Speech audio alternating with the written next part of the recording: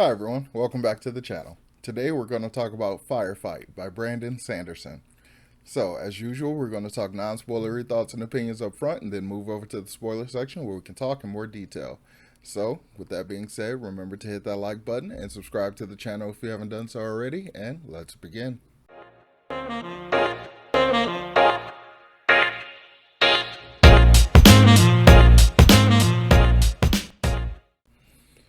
So, Firefight is the second book in the Reckoner series, and it takes place almost immediately after the events of Steelheart. Now we live in a world where Steelheart is dead, and no one is in control of New Kago. So now new epics are coming from the east. They're basically trying to take over in place of Steelheart. So now there's all kinds of new epics around for the Reckoners to take out. So there is a mini book in between these two, like a book 1.5 kind of thing, where it just basically tells the story of a character named Mitosis, who's one of the epics that show up in order to try to take over where Steelheart left off, basically. But we go through that story and learn that the Reckoners are still doing their thing, so that doesn't quite work out for him. So after the events of Steelheart, we know that Megan is gone. We know that she's alive, but she's not around. And David gets word that she is in New Babylon, which is the completely changed New York. So after all the epics basically took over the country, New York was one of the locations that got completely flooded thanks to one epic, but then was kind of fixed up in a sort of way by a couple of other epics. So the entirety of New York has been changed. And that's one of the coolest things about this book, in my opinion. This book is where we really get Brandon expanding on his world building. While we got Chicago, aka New Chicago, which is a complete city made of metal and stuff, and like the tunneling through the metal and all that kind of stuff, we got a lot of information about the world building there.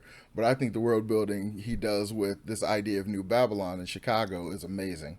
It gives me a lot of Avatar vibes the way he describes it. There's a lot of bioluminescence and glowing plants and things like that now, and I think it's really, really cool. It's so expansive, and the new abilities that come up when we're learning about everything that's going on in this story, because in a lot of ways this is a detective story, because David is trying to learn some stuff, he's trying to figure out some stuff about New Babylon, and then some stuff comes up that lead to more questions. He has to figure all that kind of stuff out. So it's a really interesting kind of detective slash superhero story, and Brandon flexes his world building abilities in this story. So we get a lot of expansion on a lot of things, from the world itself to the powers to our characters to the nature of these characters and the way the epic powers work, the source of epic powers, and the way their weaknesses and stuff work. We learn so much stuff in this story. Even though, as a general superhero story, it's not my favorite because I tend to enjoy the story more from the perspective of the people with powers. I think this is a really good job in doing something that's like a YA version of The Boys. So it still continues to be really good. I do enjoy it. The huge detective direction that this story took is a step up from the first one. Even though the first one had a little bit of that in there, it still felt very much like an establishment kind of story. But this one had a lot of fun kind of learning things. There was a lot of twists and turns, and there was just development of so many different things that it just kept me hooked. This has got to be my favorite one in the series. I've completed the series entirely, but this, as an overall story, I guess I'll say is my favorite, because there's some parts in the last one that are also really awesome. But as a complete story, I think Firefight is my favorite in the series. So the pacing of the story is pretty good. It's not it's some of it's not Brandon's best pacing, in my opinion. It feels kind of like it drags out a little bit in the middle. You kind of feel a little lost because, honestly, some of the twists and turns and the questions that come up, it almost feels like there's too many at a point. It becomes a little hard to juggle. At least it was for me. But something I really do like about the story is this Hitchcockian tension building thing Brandon is doing. There's a character in the story that is basically like Hitchcock's idea of a bomb under the table, like the idea of two characters having a conversation at a table and there's a bomb under the table. The audience knows there's a bomb, but the people at the table don't know that there's a bomb, so it creates automatic tension by this idea of wondering when the bomb's going to explode. So Brandon kind of integrates something like that in this story, and you're just kind of waiting for the bomb to go off. So it like has a lot of that in there too. So I want to go ahead and wrap up the non-spoilery section. So before we jump over to spoilers, let me ask you all this question. Which city would you rather live in? New Chicago or New Babylon? The Avatar neon glowing blacklight kind of city where everyone lives on rooftops and get around through bridges from the rooftops to rooftops, or the city made of steel in which it's basically like I don't know. It's basically, well, I almost imagine it to be a little cyberpunk in a way, but it's like a full city made of steel and all this kind of stuff. So, which one would you rather live in? Let me know about that in the comments down below. Remember to feed the algorithm by leaving a comment on the video. So, with that being said, let's jump over to spoilers. So, spoiler warning for Firefight by Brandon Sanderson.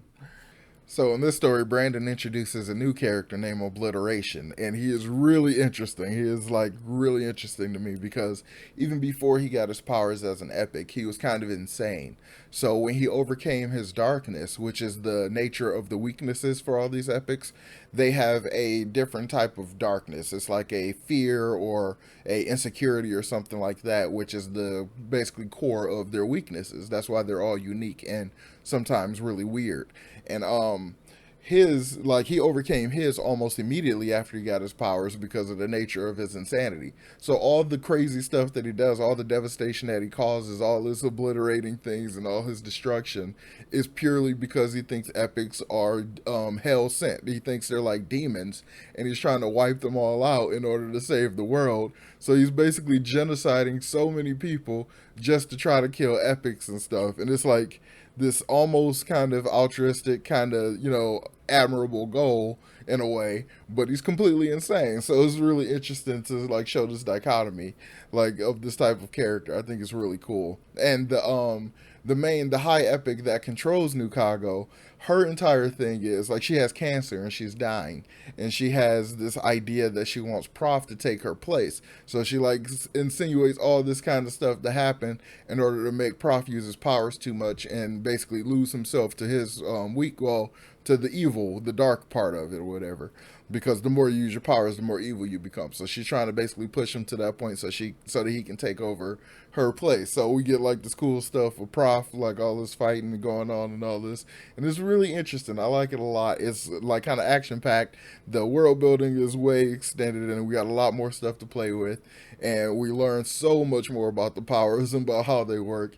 And obliteration is just a lot of fun. And I like how just the nature of them is just like, it doesn't matter. It's not like you can't blame the powers on it or anything like that. It's like this dude is just cuckoo banana pants. So yeah, I think it's pretty cool and I really enjoy it. So I definitely recommend this story, and I definitely recommend the Reckoner series. So I'm going to go ahead and wrap up this review here. So make sure you hit that like button and subscribe to the channel if you haven't done so already, and I will talk to you all next time. Peace.